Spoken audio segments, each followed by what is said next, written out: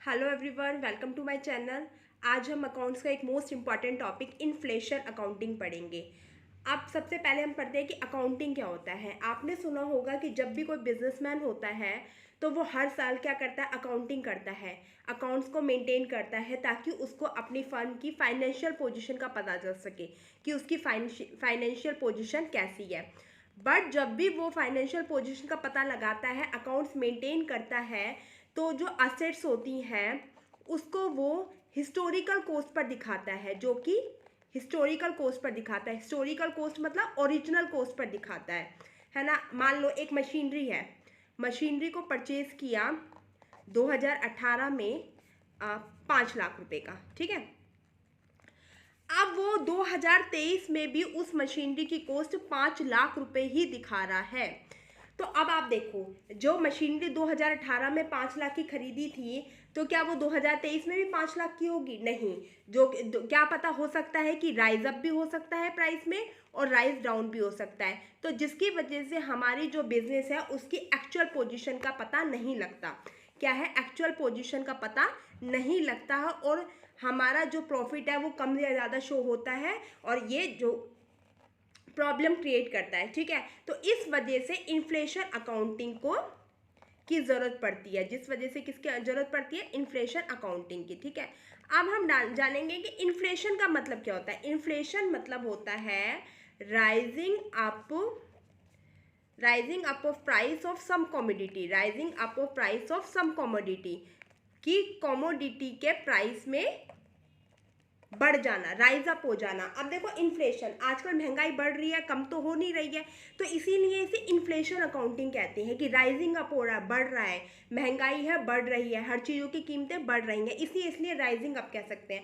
हो सकता है वैसे तो मेनली इसे इन्फ्लेशन अकाउंटिंग का दूसरा नेम है। इन्फ्लेशन अकाउंटिंग को हम प्राइस लेवल चेंज अकाउंटिंग भी कहते हैं। क्या कहते हैं? प्राइस लेवल चेंज अकाउंटिंग भी कहते हैं। प्राइस लेवल चेंज अकाउंटिंग का मतलब क्या होता है कि जो हमारा जो प्राइस है कीमत, कीमत में बदलाव, कीमत में परिवर्तन आना, जो हमारी कीमत है उसमें टाइम टू टाइम जो परिवर्तन आता है, इसलिए इन्फ्लेशन अकाउंटिंग को प्राइस लेवल चेंज अकाउंटिंग भी कहते हैं। बट इसे इन्फ्लेशन क्यों कहा गया? क्योंकि आजकल महंगाई बढ़ रही है, कम होने रही है, इसलिए इसे इन्फ्लेशन अकाउंटिंग कहते हैं। तो इन्फ्लेशन अकाउंटिंग की जो डेफिनेशन है, एक्चुअल डेफिनेशन है, वो है inflation account is the process of knowing the real financial position of the business। वो इन्फ्लेशन अकाउंटिंग क्या होती है? इन्फ्लेशन अकाउंटिंग होती है जो हमें अपने बिजनेस की रियल फाइनेंशियल पोजीशन बताती है कि हमारे बिजनेस में इस साल एक पर्टिकुलर फाइनेंशियल ईयर में कितना प्रॉफिट हुआ है, कितना लॉस हुआ है। अब ये बताती कैसे है? देखो कैसे बताती है, क्योंकि इन्फ्लेशन अकाउंटिंग के अंदर, इन्फ्लेशन अकाउंट्स के अंदर क्या करा जाता है बेटा, करंट वैल्यू पर हम क्या किया जाता है, रिकॉर्ड की जाती है। करंट जो वैल्यू होती है, करंट जो कॉस्ट होती है, उस पर अकाउंट्स मेंटेन किए जाते हैं। अकाउंट्स क्या किए जाते हैं, रिकॉर्ड किए जाते हैं। जो मतलब हमारी जो असेट्स है उसकी जो ओरिजिनल कॉस्ट है, जो ओरिजिनल कॉस्ट नहीं, जो उसकी करंट कॉस्ट है, उस पर रिकॉर्ड किया जाता है, ना कि ओरिजिनल कॉस्ट में। इन्फ्लेशन के अंदर इन्फ्लेशन के अंदर तो हमारा किया जाएगा करंट वैल्यू पे, और जो अकाउंटिंग होता है, फाइनेंशियल अकाउंटिंग होता है, फाइनेंशियल अकाउंटिंग के अंदर किस पर रिकॉर्ड किया जाता है, हिस्टोरिकल कॉस्ट पर किया जाता है। बट जो इन्फ्लेशन अकाउंटिंग होती है उसमें जो भी हम एसेट्स को, लाइबिलिटीज को रिकॉर्ड करते हैं वो करंट वैल्यू पर करते हैं, करंट कॉस्ट पर करते हैं। किस पर करते हैं? Current cost per. अब इन्फ्लेशन अकाउंटिंग करने के मेथड्स होते हैं, methods of inflation accounting, methods of inflation accounting. Inflation accounting के मेथड्स हैं, ठीक है। इन्फ्लेशन अकाउंटिंग के बेटा जो मेथड है वो 4 है, उनको 4 कैटेगरी में डिवाइड किया गया है। फर्स्ट है cost per CPP method, replacement cost accounting method, current value method, या करंट कॉस्ट वैल्यू मेथड लिख दो, या करंट कॉस्ट अकाउंटिंग मेथड, ठीक है। अब देखो क्या है, ये है CPP मेथड, जिसे बोलते हैं current purchasing power method, current purchasing power method, ठीक है, करंट परचेजिंग पावर मेथड। इसे बोलेंगे replacement cost accounting method, replacement cost accounting method, and इसको बोलेंगे current value accounting method, current value accounting method, और इसे बोलेंगे करंट कॉस्ट अकाउंटिंग, क्या बोलेंगे, करंट कॉस्ट अकाउंटिंग मेथड, ठीक है। अब देखो सबसे पहले हम पढ़ेंगे हमारा CPP मेथड क्या होता है। CPP मेथड क्या होता है, करंट परचेजिंग पावर मेथड क्या होता है। करंट परचेजिंग मतलब जो करंट में आपने परचेजिंग किया है उसकी क्या वो होता है। देखो इसके अंदर हम जो अपनी एसेट्स की वैल्यू है, एसेट्स और लायबिलिटी की वैल्यू है, उसको मेजर करते हैं जनरल प्राइस इंडेक्स में। उसको किस पे मेजर करते हैं, जनरल प्राइस इंडेक्स पे, जनरल प्राइस इंडेक्स पर मेजर करते हैं। देखो कैसे, इसमें हर साल जो प्राइस इंडेक्स होता है वो अलग अलग होता है, जिस पर हम अपनी असेट्स और लायबिलिटी की वैल्यू को मेंटेन करते हैं। जैसे कि मान लो एक मशीनरी, एग्जांपल से समझाती हूँ। एक मशीनरी हमने परचेज करी, मशीनरी परचेज की 10 लाख रुपीज़ की, कितने की, 10 लाख रुपीज़ की।